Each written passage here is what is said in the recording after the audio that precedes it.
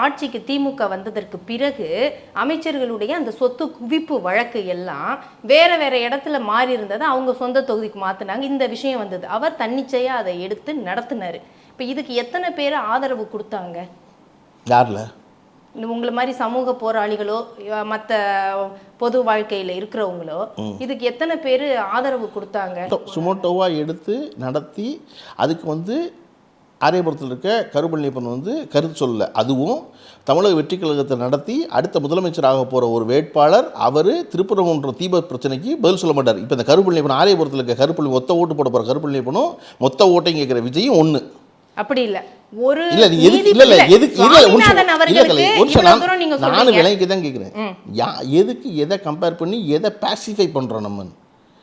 நான் கருத்து சொல்லலை. ஆனந்த் வெங்கடேசனை ஆதரிக்கலை. சரியா? நான் யார்? நான் வாக்காளர்.